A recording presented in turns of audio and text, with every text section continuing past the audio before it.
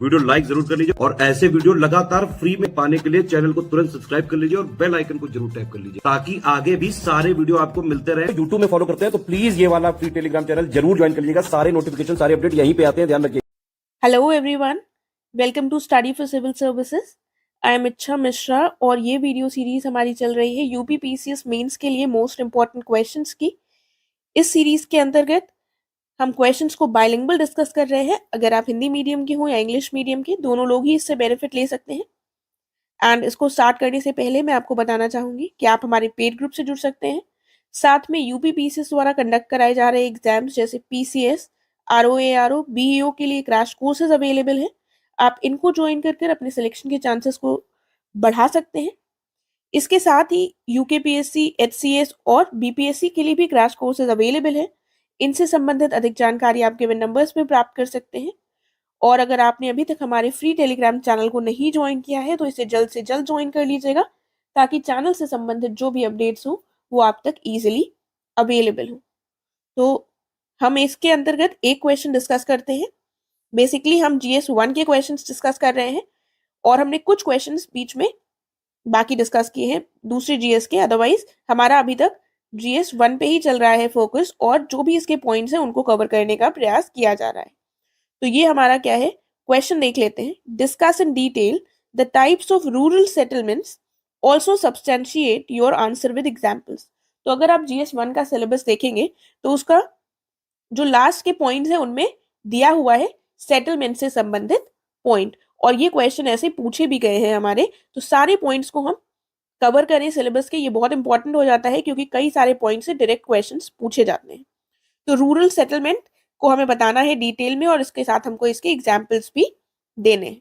तो स्टार्टिंग में हम बताएंगे, इंट्रोडक्शन में क्या लिखेंगे कि सेटलमेंट क्या होता है इसके बारे में बताएंगे, और मेन बॉडी पार्ट में हमारा डिटेल में आ जाएंगे जितने भी टाइप्स ऑफ रूरल सेटलमेंट्स हो।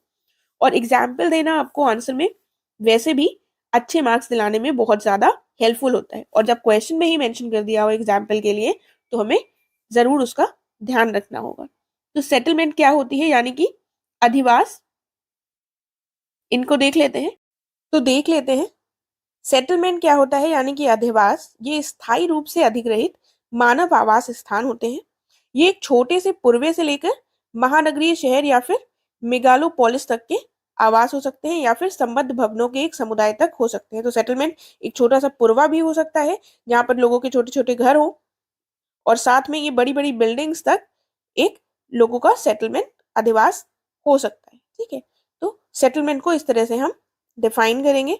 उसके बाद हम देखेंगे टाइप्स ऑफ रूरल सेटलमेंट। देखिए, सेटलमेंट आपको पता होगा क्या होगा, लेकिन जब इसकी डेफिनेशन की बात आती है तो वो हमें नहीं पता होता है। इसलिए हमारे लिए ये अच्छा होता है कि जो भी टॉपिक्स दिए हैं सिलेबस में, जैसे सेटलमेंट लिखा हुआ है, तो आप उसकी एक डेफिनेशन रेडी कर रखें कि अगर आपसे सेटलमेंट से संबंधित कोई भी प्रश्न पूछा जाता है तो वही आप डायरेक्टली डेफिनेशन अपने इंट्रोडक्शन में लिख दें। ठीक है, क्योंकि वहां पर आप डेफिनेशन बनाए इतना टाइम नहीं होता है और ना ही आपको वहां पर इतना याद आ पाएगा।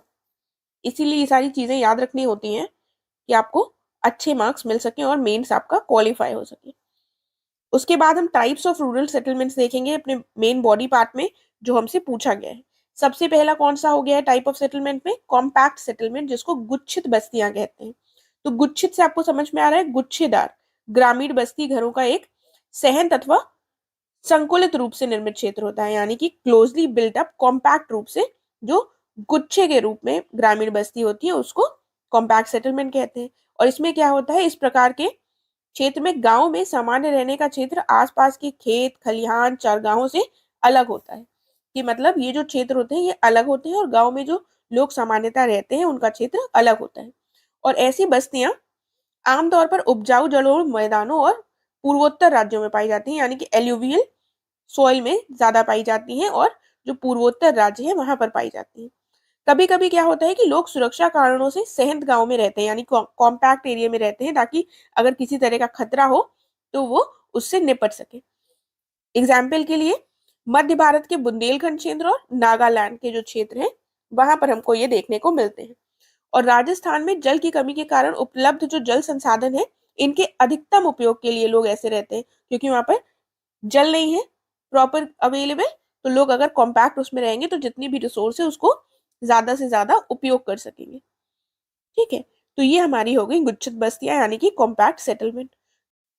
देखिए तो ये क्या है, ये है सेमी कॉम्पैक्ट सेटलमेंट या फिर अर्धगुच्छित बस्तियां। ये क्या होती हैं, ये जो नॉर्मल कॉम्पैक्ट बस्तियां होती हैं उनसे अलग हमें देखने को मिलती हैं, और थोड़े से क्षेत्र में ये यहाँ पर हमें कॉम्पैक्ट रूप से गुच्छित बस्तियां देखने को मिलती है। प्रायः ऐसा पैटर्न तब देखा जाता है जब बड़े शहर गांव के अलगाव या विखंडन के परिणाम स्वरूप ये निर्मित होते हैं। यानी कि एक बड़ा गांव है, यहाँ पर मुख्यतः लोग रहते हैं, लेकिन कुछ लोग अलग होकर कॉम्पैक्ट रूप से यहाँ पर रह रहे हैं। इस मामले में क्या हो सकता है, जो ग्राम समाज के एक या एक से अधिक जो वर्ग होते हैं, मुख्य समूह या फिर गांव से कुछ दूर स्वेच्छा से या फिर विवशता में जाकर लोग जो है वो रहने लगते हैं। और जनरली क्या देखा जाता है, जो भूमि स्वामी और प्रमुख समुदाय होते हैं ये मुख्य गांव के मध्य भाग पर कब्जा कर लेते हैं, और जबकि जो समाज के जो निचले तबके के लोग होते हैं उनको क्या करा जाता है, उनसे कहा जाता है गांव के बाहरी हिस्से में रहो जाकर, तो वो वहां जाकर बस जाते हैं।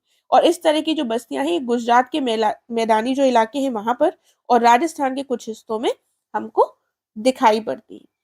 तो बेसिकली आप नाम से समझ सकते हैं, और थोड़ा सा इसका एक्सप्लेनेशन डिटेल से हमने देख लिया। फिर कौन सा है, फिर आती है हमारे सामने हैमलेटेड सेटलमेंट या फिर पल्ली बस्तियां कहा जाता है इनको। ये क्या है, तो कभी कभी क्या होता है, बस्ती कई ऐसी इकाइयों में विभाजित हो जाती है जो भौतिक रूप से एक दूसरे से अलग होती है और जिनका एक ही नाम होता है।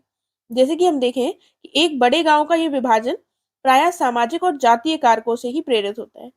ऐसे गांव अक्सर मध्य और निचले गंगा मैदान, छत्तीसगढ़ और हिमालय की निचली घाटियों में पाए जाते हैं। देखिए तो हमने ये पल्ली बस्तियां या फिर हैमलेटेड बस्तियां जो है वो देख लिया। आगे देखते हैं क्या है डिस्पर्स सेटलमेंट। देखिए नाम से ही पता चल रहा है डिस्पर्स्ड यानी कि जो दूर दूर आइसोलेटेड वे में जो बस्तियां होंगी, इसको हिंदी में परिक्षिप्त बस्तियां भी कहते हैं, और भारत में परिक्षिप्त अथवा एकाकी बस्तियां भी कहा जाता है। इनका दूर दराज के जो जंगल होते हैं इनमें अलग अलग झोपड़ियां या फिर कुछ झोपड़ियों की ये बस्ती के रूप में दिखाई देता है। और ऐसी बस्ती का जो हमें दिखाई देता है डिस्पर्जन, वो मेनली क्यों होता है, क्योंकि भूभाग और जो संसाधन है वो इस रूप से विखंडित होते हैं, इस रूप से बटे हुए होते हैं कि जो हैबिटेबल यूनिट्स होते हैं वो दूर दूर बने होते हैं। यानी कि इकाइयों के मेन कारण क्या होता है, या तो रिसोर्सेज और लैंड का विभाजित होना, ये इसका मेन रीजन होता है। और यहाँ पर संसाधन 2 बार लिख गया है तो इसको देख लीजिएगा। ऐसा हमें कहाँ पर मिलेगा, मेघालय के क्षेत्रों में और उत्तरांचल में, हिमाचल प्रदेश में, केरल के कई क्षेत्रों में हमें इस प्रकार की बस्तियां दिखाई देती है। देखिए अगर आपको थोड़ी सी यहाँ पर लैंग्वेज टफ लग रही हो तो आप इसको अपनी लैंग्वेज में आसान भाषा में कर सकते हैं, इतना रटने की जरूरत नहीं है, बस आपको मतलब पता होने चाहिए और आप सारे पॉइंट्स एग्जाम्पल्स ध्यान से आपको याद होने चाहिए। तो इस तरह से हमने सारे जो रूरल सेटलमेंट्स थे उनके टाइप्स देख लिए हैं। तो इसमें डायरेक्ट क्वेश्चन था, इसमें आप चाहें तो आप कंक्लूजन ना भी लिखें तो कोई प्रॉब्लम नहीं है, अदरवाइज आप एक लाइन का कंक्लूजन ये भी लिख सकते हैं। तो आप कंक्लूजन में लिख सकते हैं कि ये जो रूरल सेटलमेंट्स होते हैं ये फिजिकल, सोशल, कल्चरल फैक्टर से इन्फ्लुएंस होते हैं। जैसे कि जो कॉम्पैक्ट टाइप का हुआ, इसमें क्या डोमिनेंट था, ये इसमें एग्रीकल्चर का प्रभाव था, तभी वो जहां पर एग्रीकल्चर कर पाते हैं वहीं पर एक घनी बस्ती बस जाती है, उसको कॉम्पैक्ट सेटलमेंट कहा जाता है। तो इस तरह से आपको ये एग्रीकल्चर वाला एग्जाम्पल नहीं देना है यहाँ पर, लेकिन आप एंड में लिख सकते हैं कि ये जो भी हमारे सेटलमेंट्स है वो ऐसे फैक्टर से प्रभावित होकर निर्मित होते हैं। तो इस तरह से 2 लाइन का आपका आंसर हो जाएगा।